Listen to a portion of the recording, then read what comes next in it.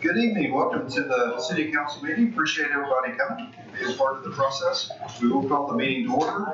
We do have a quorum and we'll declare the meeting open. And I ask Councilmember Justin Dobbs to lead us in the pledge and the invocation, please. Please face the flag. I pledge allegiance to the flag of the United States of America and to the republic for which it stands, one nation under God, indivisible, with liberty and justice for all. Dear Heavenly Father, we give you praise for making today a reality. We ask for your presence and leadership as we go into this meeting. In Jesus' name, amen. Amen.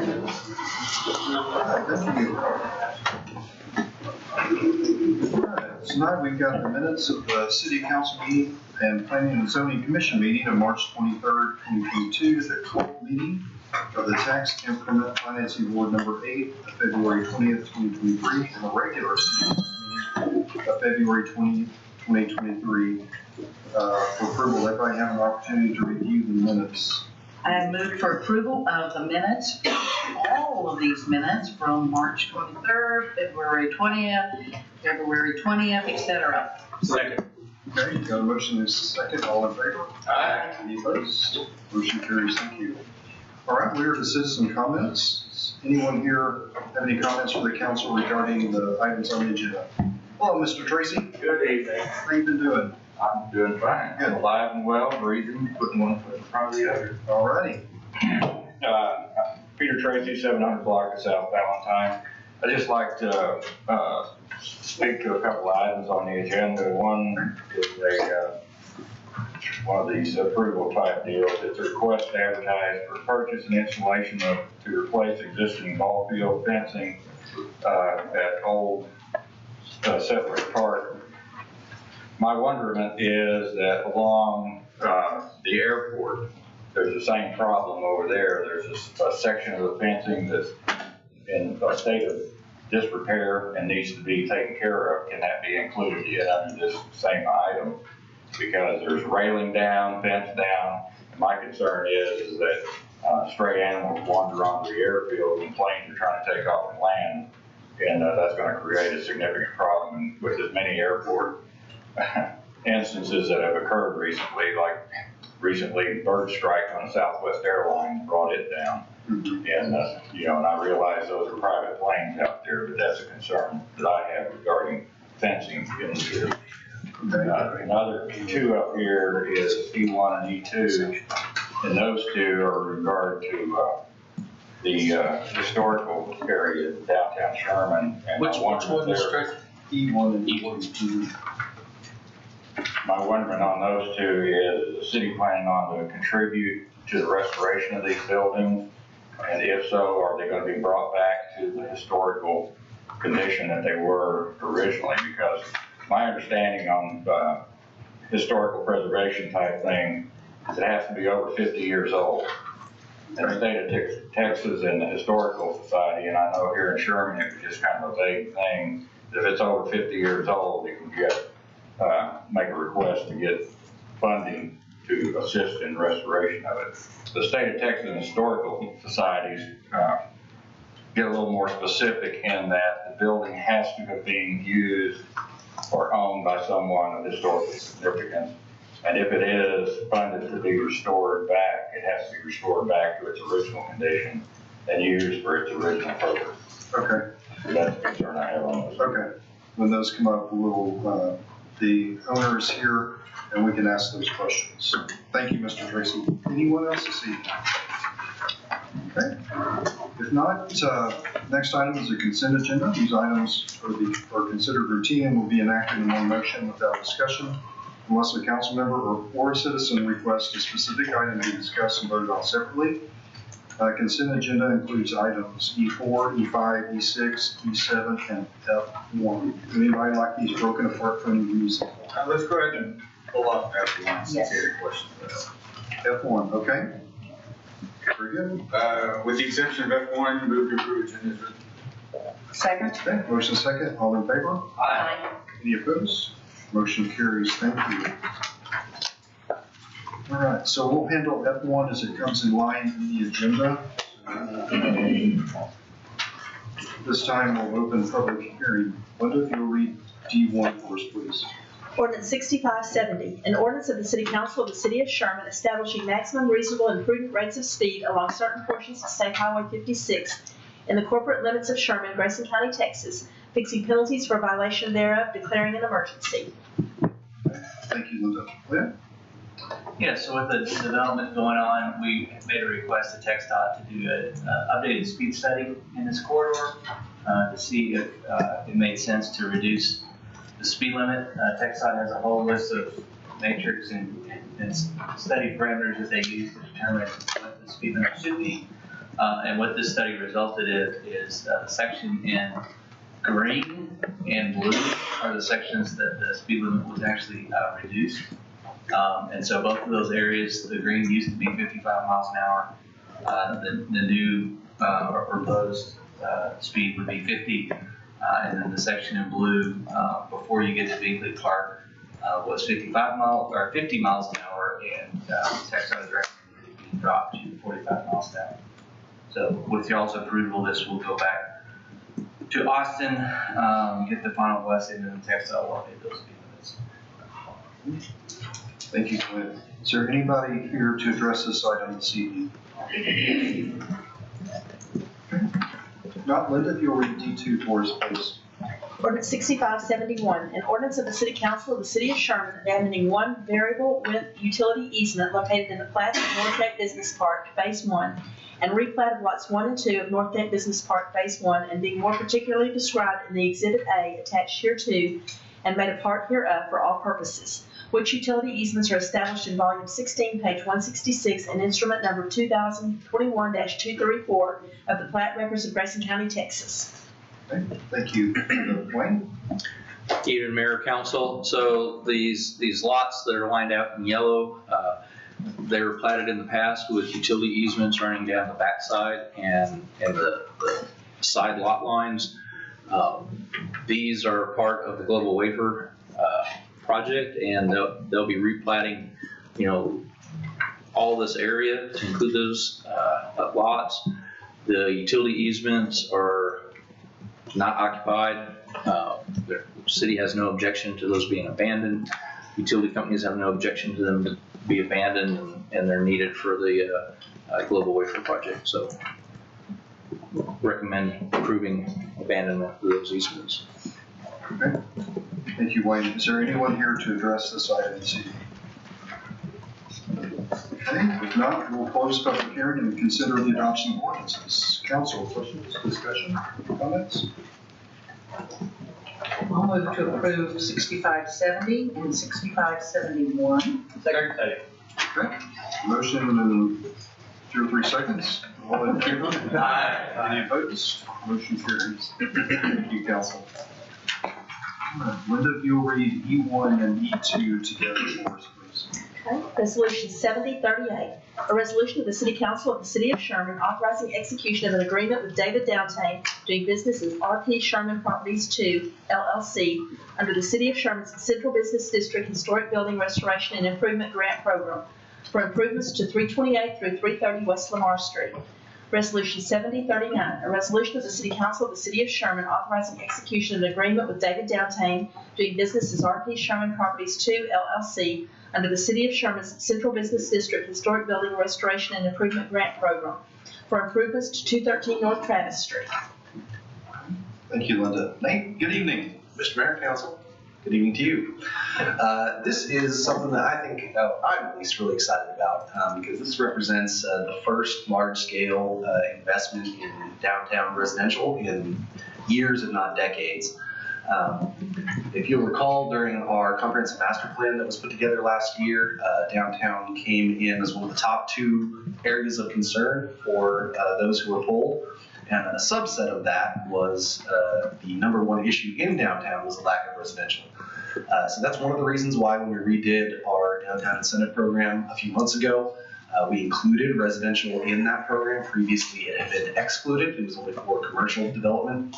Now residential is eligible for those improvements. So Mr. Downtain is coming with a plan to put 6 new residential lofts in downtown Sherman, spread across 2 different buildings. If you haven't looked through your packets, I would encourage you to do so. The renderings that I've done for these show you kind of what those look like. A really high-end product, really neat, and certainly a major step forward in all of our goal, which is bringing downtown back, is having this residential element. And we, of course, have Mr. Downtown here if there are any questions specific to the projects. Hey, Nate, can you speak to the issue of restoring a building to its historic nature or character versus just identifying a building as being maybe historic in nature, but it not being through the state program to do that? I think Mr. Tracy's question was, are these going to be restored to their original historical condition? Well, I'm a little confused as to what that would actually mean. For instance, in the modern building, that would be only offices, I suppose. You would preclude any other use that had not been historically provided for. Is that?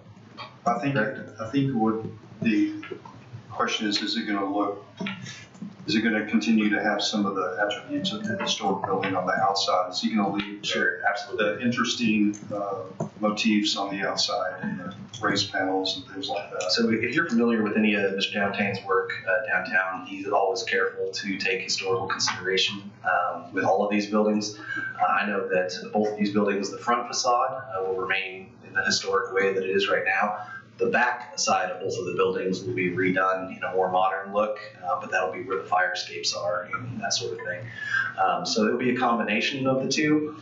I will say that when we changed our grant program again a couple months ago, we did put a stipulation in there that had not been previously, which is that any project, and it doesn't apply to these buildings, but any project whose goal is solely to restore the historical facade, and that doesn't mean taking down paneling and putting up new paneling. That means taking down paneling and restoring what's underneath it.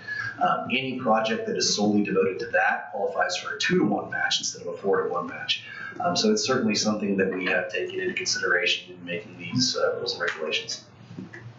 And to clarify to Mr. Tracy, I think one of his questions is that was it going to be a requirement that they went back to the original historic use, and that's not with our grant program. There may be other grant programs out there nationally or on a different level that would require that, but not our grant program does not require that. It does not require that specifically. However, if the project was not to restore a historic facade, then it would not qualify for the 2-to-1 match.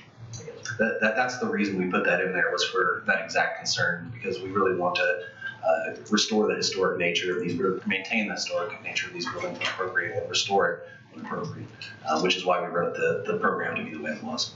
In our packet, we received a site plan and an elevation plan. Is it possible for us to be able to show what the plans do? I don't know if that's possible with our technology. On the big screen? I don't know. Do we have the ability to pull up the agenda packet? I mean, I think that would answer the question, and that may be, this is a spontaneous request, so it may not be possible. Sure. Yeah, we can definitely check on that. David, well, they're trying to do that. Mayor, council, thank you. We're always delighted to be here, and we are super excited tonight about these two projects. Not that we aren't about the others, but this is a milestone. I guess as Nate had mentioned, having a launch of some residential living loft apartments downtown is uncharted territory for about a decade, maybe, but on some small scale, it's been done here and there. So we're excited. We are, with all of our properties, we try to honor a piece of the past while embracing, the current codes and needs of accessibility and things that weren't required at that time. So with these apartments, we're doing a pretty neat plan, if you will, to show the floor plans and the renderings. But they have. I think that's for something that can't be done just on the spur of the moment. We'll see. Yeah. So, that's any picture of one. So at 330 Lamar, this building, there's presently 2 loft apartments that we'll be putting in. They'll be on the east side of the property or the east side of the building. And then on the west side of the building, there'll be 2 more at a future date, but that's not part of this project. You can see the rear of the building. Not too much there that we want to honor the way it looks, but the way it will be looking The difference will be, of course, cleaned up and put this new balcony on the rear of each unit. So there's a shared stairway that goes up to a landing. You can go to one unit on the left or the other on the right. That'll be the primary entrance for the building for those loft apartments.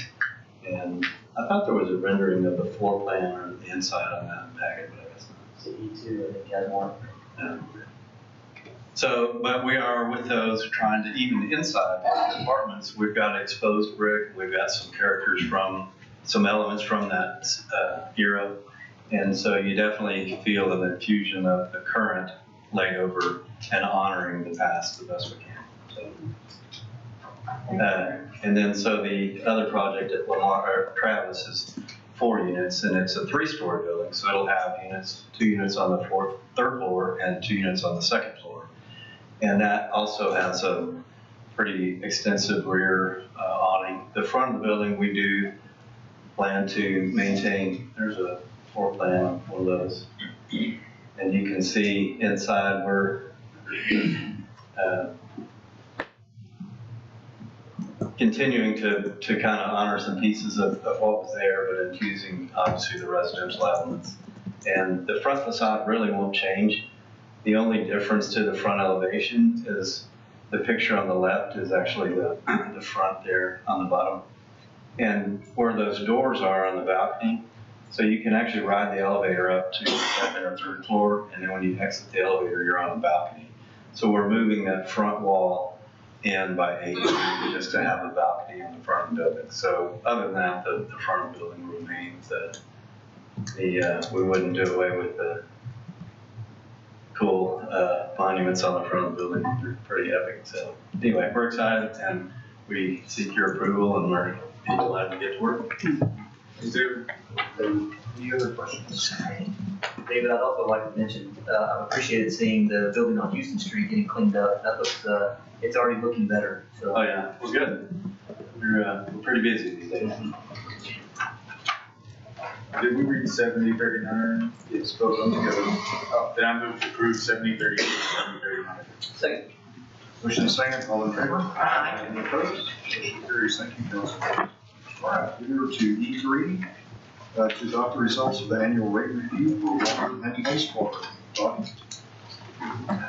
Yes, so I'll be pulling this presentation up anytime. Okay.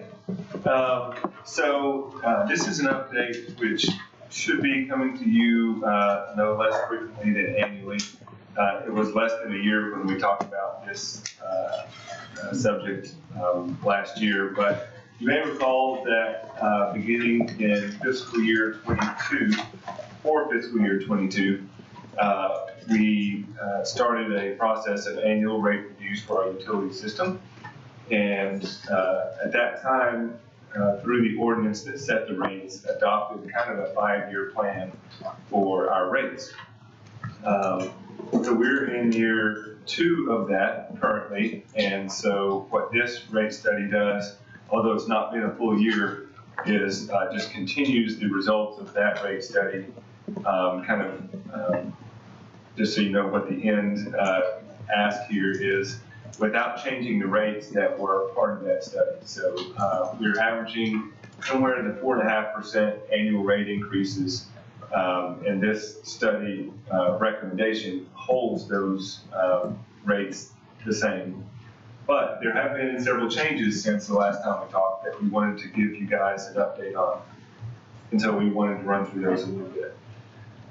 First of all, since that time of our last update, there have been some industrial customers that have come online or projected to come online, that we are building those projected uses into our rate analysis. We've got then a revision of the projected uses of those, and some of those that were originally included, the timing of when those volumes are going to come on has changed a little bit. So all of that has been baked into this this project. By the way, we have Jason Gray here with Willdan. If we deep dive into anything, we'll call on him, but we're trying to hit kind of some highlights today for this project. So those two things have changed. Also, on our CIP plan, our original estimate last year was a little over 300 million. That has climbed to 392 million-ish because of some different projects that have been added, some that have been pushed out, and then also to make our plan work to keep with our funding mechanisms, we have some capitalized interest built into these costs. So we'll see in a different slide, our total number is about 336 million, but we've got another 56 that are in issuance cost, capitalized interest, et cetera. So the issue that this rate study wanted to look at are, will the incremental revenues from new customers be enough to cover the debt service on these projects without changing the rate plan that we're in, that we're right in the middle of. I'm going to skip through these next two slides and hit the third one. This is adjustment of our projection of our water rates.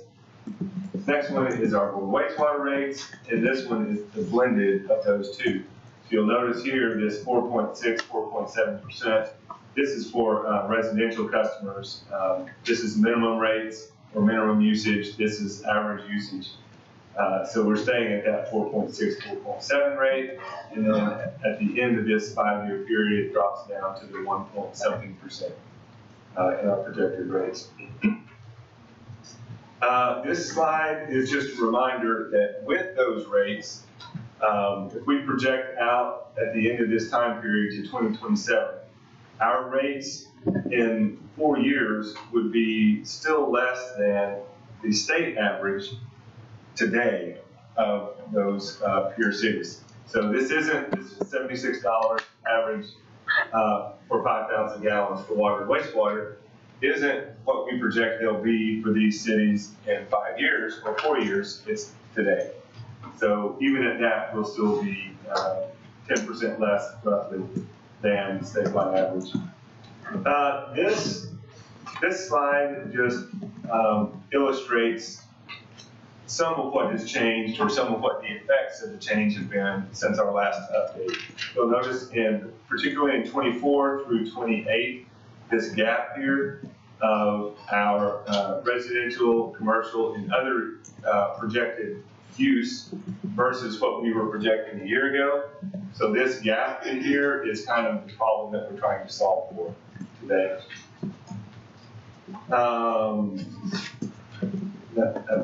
Nothing to go into details to talk about there. This then is our, if you add these up, 336 million in projects. Remember that number isn't the 392 that we're projecting because this is our project cost. The others are additional financing costs that we will incur to make this plan work to stick at our 4.5% rate increase over the next 2 years. I just want to point out a few of the larger projects here that are critical to us. The 100 million gallon water treatment plant storage reservoir has been added to our list. That's adding some redundancy and reliability to our system. Right now, recall that we have one pipeline coming from the Lake Hixoma pump station to our water plant. If that pipeline goes down, as we had seen in the past few years, particularly, we're without a way to get water to our plant and therefore to our customers through our surface water system. So this project is meant to help remedy that situation, to have some on-site storage of so many days of raw water that we can tap into to treat in case of that line goes down.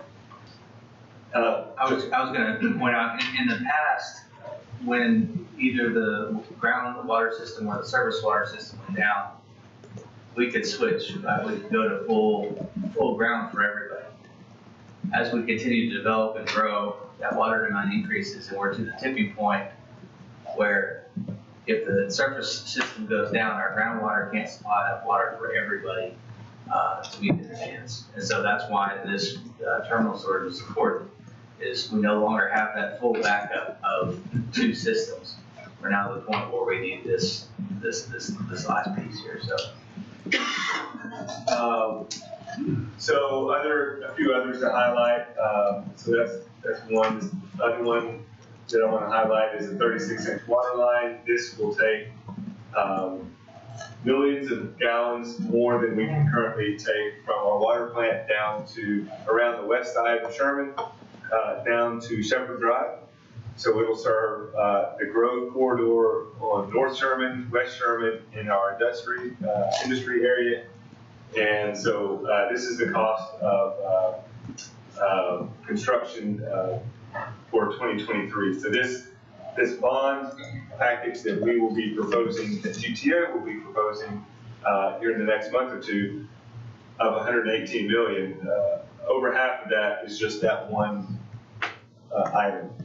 So incidentally, the reason for this, the timing of this meeting tonight is we have a bond ratings call Wednesday with Standard & Poor's on this bond issue. And so we needed to present this plan to the council tonight to get their approval to validate that we're still, keeping with the plan. We said originally that we would come back annually to review this with you, which is what we're doing. But we want to be able to demonstrate to the ratings agency and to our bondholders that the council is committed to do whatever it takes to make sure that we are paying the bonds as they come due. So part of this plan is in preparation for that ratings call. So that's 69 million of this 300 and some odd million. The other largest one that kind of sticks out here, the 2 that I want to mention actually, and both of them both of them vital. One is the 4 million gallon a day capacity expansion at our wastewater plant. That's a little over 100 million. So this is a project that was actually identified recently as needing to be moved forward in our plant because of limitations at our wastewater plant in being able to treat up to the 16 million capacity permit that we have to discharge. So this will add 4 million to allow us to get much closer to that 16 million permit level. And so we're working on engineering now, but the construction of that is kind of in 2 pieces. We may end up doing that in 1 piece, we don't know yet, but it's 100 million for the construction and about 11 million for the design of that. So that's at our wastewater plant. The other one that's critical here is rehabbing our conventional water treatment plant. So one of the iterations of our plan before this one was a 15 million gallon a day expansion at the water plant that was going to be about $220 million.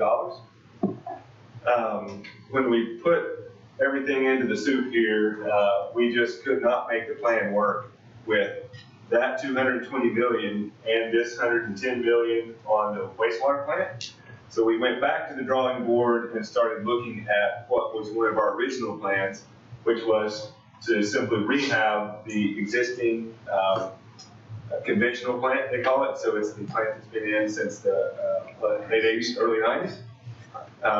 When we originally engaged Garber, which is the firm that we're using to do our water plant expansion engineering, we had them look at what the cost was for rehabbing the current plant as an alternate to doing this new plant.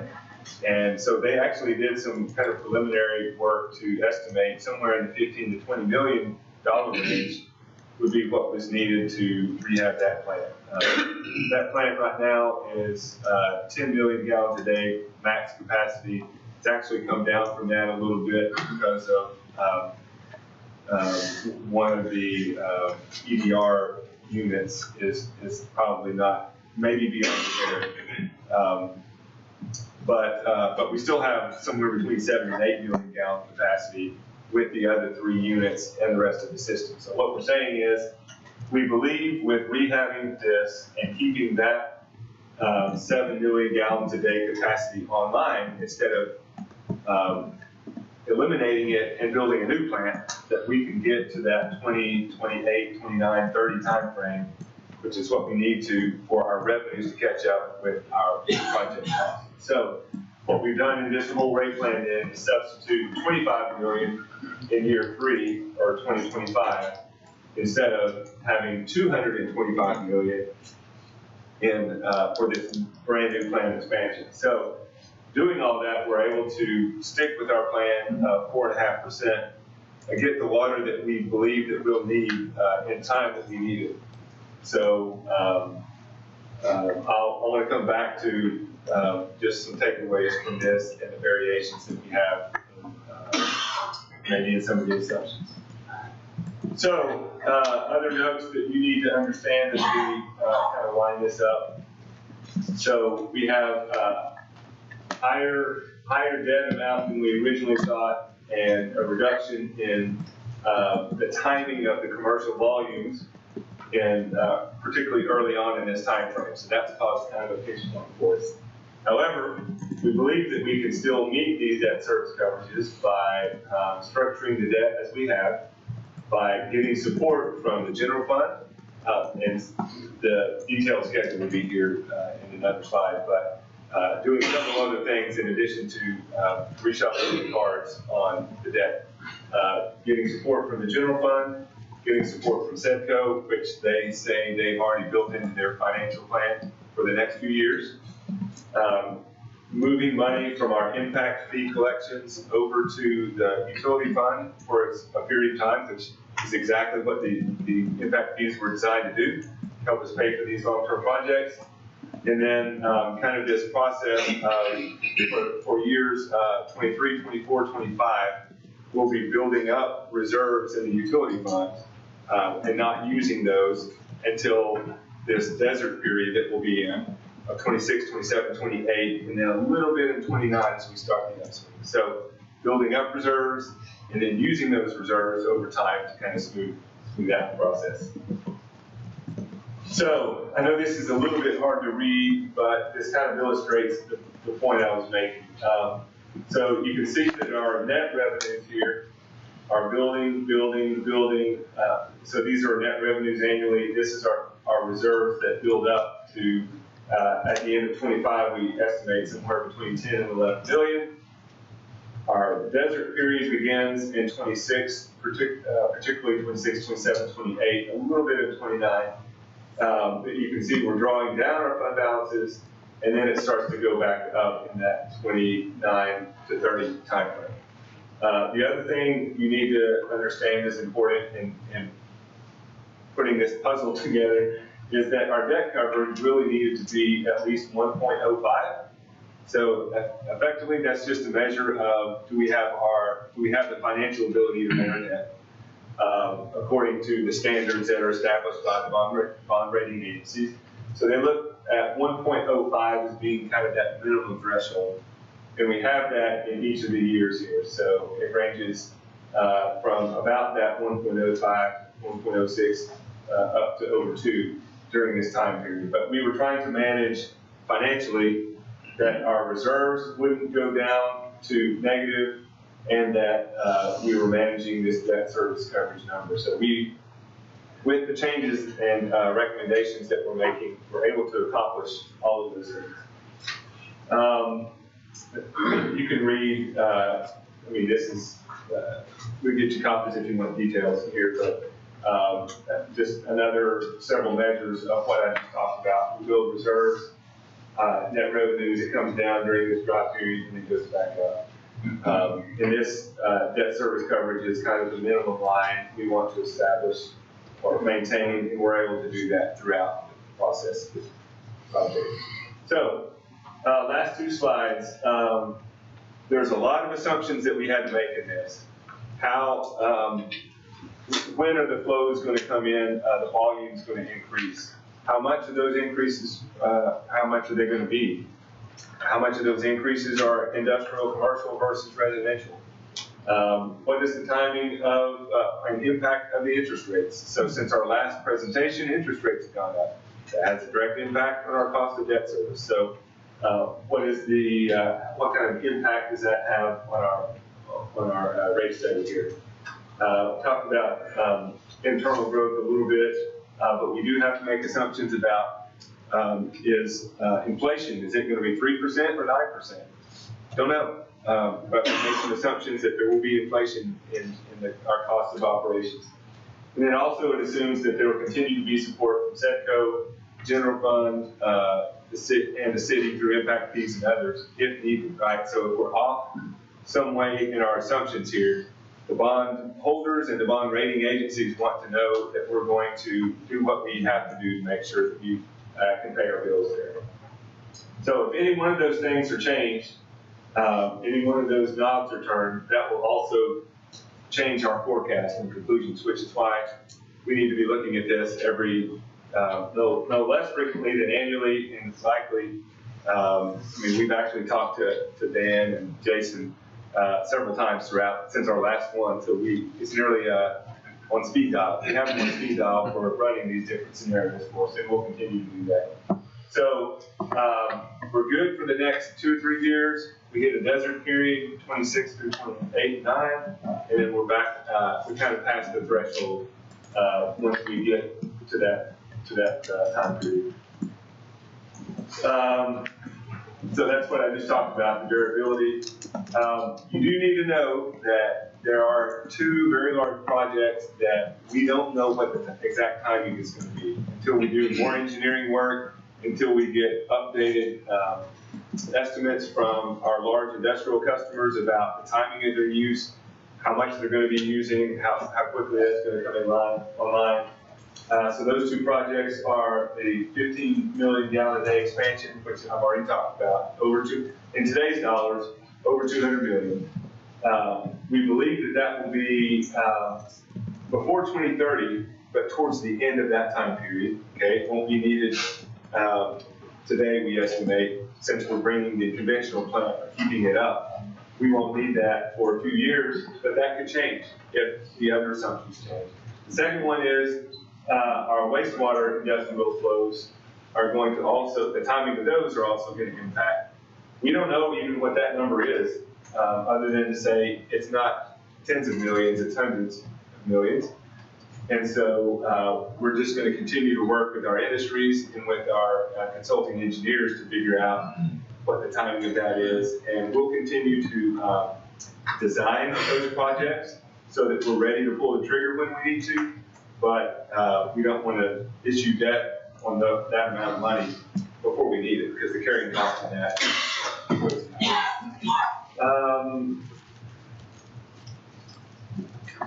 And we talked about the conventional plant being rehabbed. So, I talked fast there. What we really need is, by approval of this resolution, what you're doing is not only reaffirming the results of the rate study, which are to keep the rates on par with what we've already talked about over the last 2 years, but also a commitment on the city council's part to continue to support the development of our infrastructure and make sure that those debts get paid as they come due. And if we do that by official, action of the council, that gives our bond rating agencies and bondholders a warm tummy feel that we're in it for the long haul. We'll do what we need to do to get our bills paid. So we can provide you with as many spreadsheets and many details as you want. I didn't do that tonight. If you have any questions for Jason, he can answer those as well, or if you have that for city staff about the projects themselves, we can talk about that as much or as little as you want. So. I only have one question. We're going to be riding the line pretty close. If we don't build up as much reserves as we think we need, what is our? Well, the good news, yeah, that's a fair question. The good news is we see, particularly for this time of transition, we see that there may be the ability in other funds, like the general fund, to build up reserves that could be used as for one-time money for this. For instance, as our large industrial customers construct, we're generating lots of additional sales tax revenue. It isn't going to continue, it's just construction period sales tax. So our plan is to kind of set those aside to be used for one-time things, just like this. So if over the next few years, our large industrial customers continue to build, we believe we'll have the ability to help kind of modulate our savings here. And the good news is, we're not talking about a problem that is 1 year in duration. We have some years over the next few to kind of build up and to evaluate, is what we're saving and that's going to be enough. And then enough time to pivot if we need to make adjustments if we need to do that during that time period. So both on that, and we'll kind of be looking in total both at the utility fund, which should stand alone, and the general fund, which may have one-time monies that we can contribute towards this project that I think is a great use for this funds. So will we be able to boost our reserve across?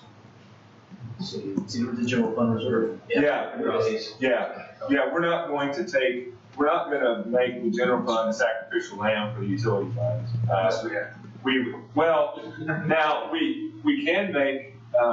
We can make transfers as much as we want there, but our goal in all of these is to, by our own metrics, keep that minimum 60 to 90 days reserves.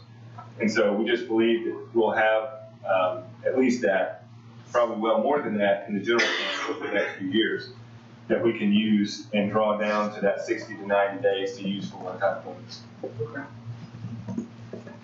Do I know, I may be off on this, you mentioned using construction sales tax, that we would have that coming in. Don't we have to return that to the state or a portion of it? Wasn't there something with that where we have to return something? So what we talked about is during some previous large construction projects, there were audits that returned some of that sales tax to the taxpayer ultimately because it was overpaid. So our concern on the front end was, is this going to be, are the industrial projects, these very large industrial projects, going to fall into that same category where we have to return it? Mary and her super sleuthing and talking to our contacts at TI, which we do on a very regular basis, our engineering folks particularly dealing with their engineers, has asked that question, hey, how closely are you monitoring it? Are you reporting in a way that's going to minimize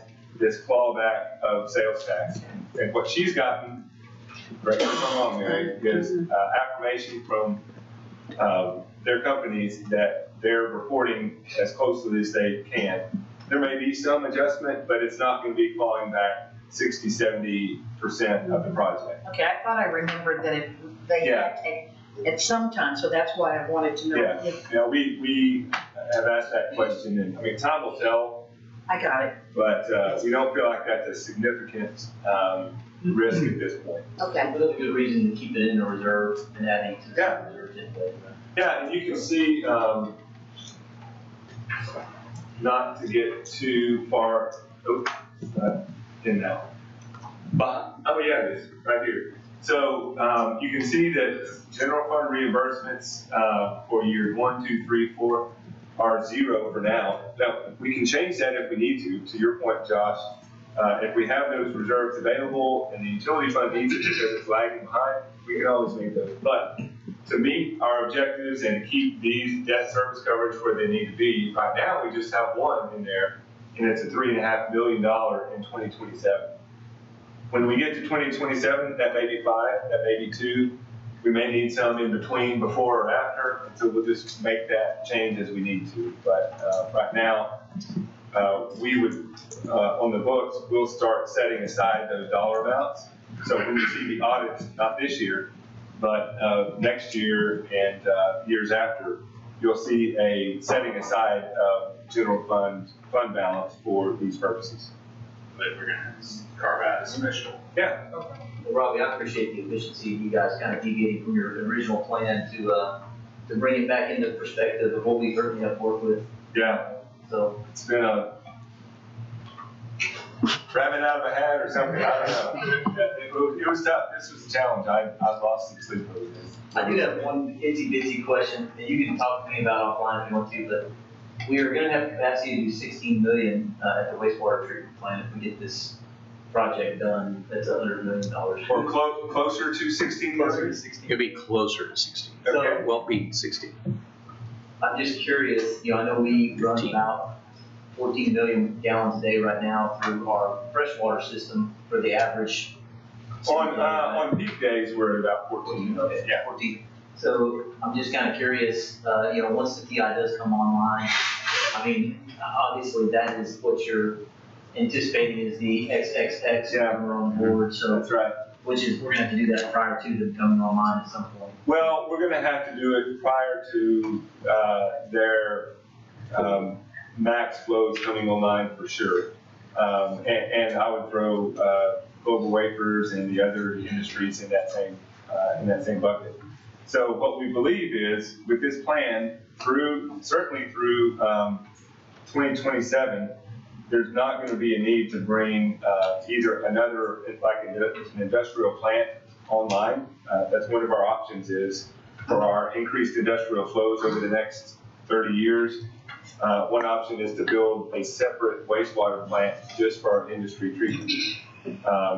And so we don't have the answer of that's what we're going to do, but that's what we're working with our engineers to figure out. But we do believe that this plan satisfies all of the flows both on water and wastewater that we'll need during the period that this looks at. Not way out here to 2031, but certainly into this 5-year period that we're looking at. We believe our capacity at both the water and the wastewater plant will be sufficient. Seems unrelated, but kind of related, just for clarification, we can't blend well and surface, right? No, you typically shouldn't.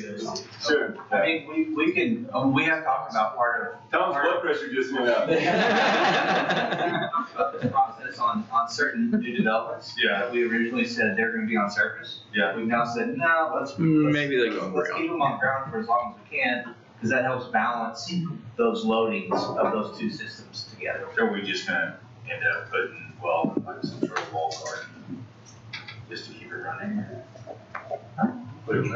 I mean, are we just gonna pick an area that's just gonna stay well? I mean, we're gonna outgrow, we've already talked about. Yeah, so the other way to say that is all of our expansion really is going to be on the surface system, not the well system. Okay. Yeah, and we're also looking at efficiencies in our well system, right? Is there a way that we can squeeze more out of the ground than we're not doing that's cheaper than the $200 million plant expansion? So those are all angles that we're considering actively on top of just fixing the existing wells that go down as Mary likes to see those emergency contracts. Well, I'm gonna make a motion based upon good faith that all of this is gonna work. But even last week, the mayor announced that there's another company coming. So there are companies coming in all the time, but I'm gonna make a motion that we adopt this annual rate based upon what it is today, okay? Can I make an addition to that motion to say, and we're willing to make any necessary changes in the future that come about? Okay, excellent. Absolutely. Second. Motion second, all in favor? Aye. Any opposed? Motion carries. Thank you. All right, let's pick up F1 again. Purchase and installation to replace existing fall fuel fencing at Old Settlers Park. Yeah, Sharon, construction, we can't fix that airport thing. All right, Teresa will give you. Teresa, you now in charge of the airport. Not. So this is a request to advertise to replace fencing on the 5 upper fields at Old Settlers Park. Old Settlers Park is in the target area, so some of the community development block grant money will be used to finish this project. And as you know, once you all approve the budget, Parks has a budget, the airport has a budget, and so, They don't win. yeah, we don't play funny money, so if this is a request that you all have, then we would look at the airport funds to do that project at the airport. Does that make sense? I think the request would be to ask staff to look at that fencing along the airport and see what we can do, you know, to make it look nice as well as make it a lot safer. And so currently this year, we do have a fencing project for the airport, not for the whole thing, but it will be partially funded about 50% by TxDOT. And it will at least replace the part that's really bad. But we'll eventually replace the whole fence around the airport, section by, yeah, it's gonna be section by section. And Teresa, sorry to hijack your time. Mary, is it a requirement now if you replace fences around the airport that they need to be chain linked to keep varmints and animals? I don't know what the requirement is. Is there a It's gotta be a security fencing. security? I know half of it's barbed wire, you know, around the back half. Well, yeah, it'd be chain link, probably barbed wire on top. Well, that being considered, move to approve it. Second. All in favor? Aye. Any opposed? Motion carries. All right, we are to board and commissions. Yep, I make a motion that we appoint to the Main Street Advisory Committee, or should I say, reappoint Ms. Manley, Mrs. Mitchell, and that we appoint Joey Morneau. I'll second that. Motion and second, all in favor? Aye. Any opposed? Motion carries. All right. Animal Advisory Committee. I make a strong motion that we reappoint and Mrs. Simpson. An even stronger second. All right. Motion and second, all in favor? Aye. Any opposed? Motion carries. Thank you. All right, we are to council comments. Henry, I'm gonna start with you this time. I just want to say, a few of us had a chance to visit the new police department. Outstanding, I mean, very proud. Good job, Chief and Zach. That's very long. I'm just gonna double down on what I said earlier. I appreciate all the hard work that went in this past week and leading up to this meeting and all the months and time that went into that water rate study. I know that was challenging. And so, you know, I appreciate you guys working on that. And I appreciate Billy Bob flew under the radar tonight on a consent item. Fire department efficiency for payroll and changing up that those staffing needs over there. So great job, and the police department looks fantastic. So great work. No comment? I have to give you guys a really good feeling for one of the citizens that we saved very well for the night of the fire. That you guys left out. I met that citizen. He had nothing but great things to say about the fire department. Said anything that went on that couldn't have been done any better any other way. So continue to do that hard work, man. No comment. All right, we just have some brief announcements. Sherman's annual St. Patrick's Day Parade will be held this Saturday, March 11th at 11 a.m. We have a record number of entries this year. Make plans to come out and enjoy a morning of fun along Park and Travis Streets. The Sherman Celtic Festival will come to Congrove Park on March 25th and 26th. The event will once again feature great music vendors and activities for the whole family. Finally, tonight, mark your calendars for Friday, April 7th. That's the day we'll be revealing the lineup for Hot Summer Nights 2023. And I assure you, it's not something you want to miss. We'll be doing the reveal at Showman's Movie Bowl Grill at 8 a.m. as part of Coffee with the Mayor. All right, at this time, City Council will now hold a closed executive session pursuant to the Texas Open Meetings Act, section 551.087, to discuss the Sherman Hospital project. So at 5:55, we'll dismiss into executive session.